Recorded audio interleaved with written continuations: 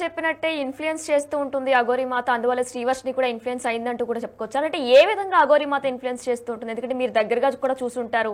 అంటే ఎటువంటి మాటలు చెప్పి ఇన్ఫ్లుయెన్స్ చేస్తూ ఉంటుంది?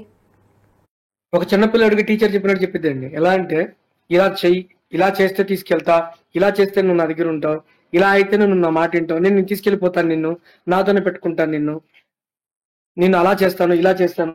దీనిలో ఒక చిన్న క్వశ్చన్ అండి, మా వాళ్ళకి ఒక డౌట్ వస్తుంది.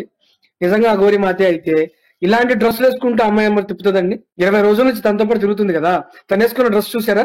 ఫుల్లీ వెస్టర్న్ ప్యాంట్ గానీ షర్ట్ గానీ ఫుల్లీ వెస్టర్న్. అది స్లీవ్లెస్ వాడతారండి అఘోరీలు? అఘోరి మాత ఇలాగే పిల్లల్ని పెంచుతుందా చెప్పండి. మీరు అన్నట్టే అఘోరి మీద కూడా భిన్న అభిప్రాయాలు వినిపిస్తున్నాయి. అసలు అఘోరి మాత కాదే అంటూ కూడా కొంతమంది కమెంట్లు చేస్తున్నారు. దీనిపై మీ అభిప్రాయం ఏంటి? అంటే మీరు దగ్గర నుంచి కూడా చూసారు అఘోరి.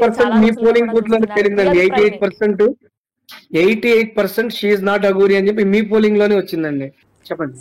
శ్రీవర్షినికి చిన్నప్పటి నుంచి దైవభక్తి ఎక్కువ అండి, అందుకే అఘోరి మాతతో కూడా అంత ఈజీగా కనెక్ట్ అయ్యారంటారా? ఎఫెక్ట్ అయిందో వాళ్ళ ఫాదర్ కి నయం చేసిన ఆయన వల్ల ఈ అమ్మాయికి గురువు భక్తి గౌరవం పెరిగినాయండి. అందువల్ల ఆవిడ చూసి ఈవిడ అట్రాక్ట్ అయింది. కానీ అసలు విషయం చెప్పే సమయానికి ఈ అమ్మాయి మన దగ్గర లేదు, ఇక వెళ్ళిపోయింది. ఎన్ని కేసులేని, ఎంతమంది అమ్మాయిలు మిస్ అయ్యారు, ఒక్కొక్క రోజు ఒక్కొక్క హిస్టరీ వస్తూ ఉందండి. కూకట్పల్లిలో 6 అమ్మాయిలు కలిపి ఒకే ఇంట్లో పెట్టిందని చెప్పి చెప్పుకుంటున్నారండి. అది పోలీసులే చెప్పారు. అది ఎంతవరకు నిజమనేది ఇక మనకి డిపార్ట్మెంట్ వాళ్ళకే తెలియాలి. నిజంగా ఈ అమ్మాయి విషయంలో మాత్రం చాలా అంటే చాలా సహాయం చేశారండి మా మంగళగిరి పోలీసు వారు. పొద్దున్నే 3:30కి మేము ఫోన్ చేసినా ఆయన లేచి, అవును పలానా అమ్మాయి మిస్ అయింది, కంప్లైంట్ ఉంది, ఎఫ్ఐఆర్ ఉంది, తన ఫ్యామిలీతో పంపించండి అని చాలా అంటే చాలా బాగా చెప్పారండి వాళ్ళు. మీరు కూడా అఘోరి మాతతో మాట్లాడడం జరిగిందా అండి? మరి ఇది చేస్తుంది తప్పు ఏముందండి ఆవిడతో మాట్లాడడానికి? శ్రీవర్షిని తీసుకెళ్లడం తప్పని ఇలా మీరు ఏదైనా చెప్పడం జరిగింది అంటే మీకు ఆవిడ ఎలా మాట్లాడుతుందో డైరెక్ట్ ఒకసారి మాట్లాడి వినిపించమంటారా? చెప్పండి చెప్పండి. ఫస్ట్ మనకి ఎంటర్ అవ్వగానే రాని అడిగిద్ది, ఆ కార్ డోర్ దగ్గరికి వచ్చి అలాగే మాట్లాడుతుంది. పోలీస్ డిపార్ట్మెంట్ పదజాలాన్ని నేను కూడా అలాగే పిలిచానండి. ఆవిడ కూడా అలా పిలిస్తేనే మాట విన్నదండి. మాట్లాడారా అండి?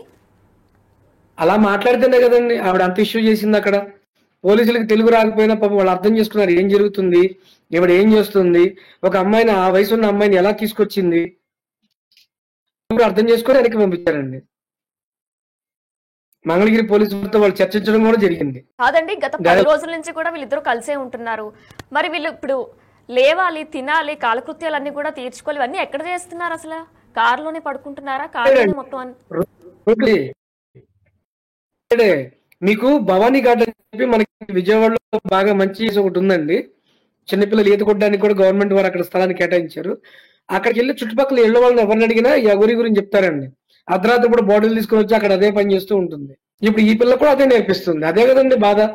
ఒక ఆశ్రమం లేదు, ఒక అడ్రస్ లేదు, ఒక ఊరు లేదు, ఒక పేరు లేదు, ఆ అమ్మాయిని ఎక్కించుకొని తిప్పడం తప్ప. రాత్రి కూడా ఏం మాట్లాడుతుందండి, ఆ పిల్లకి ఇష్టం లేకుండా వెళ్తుంది అని.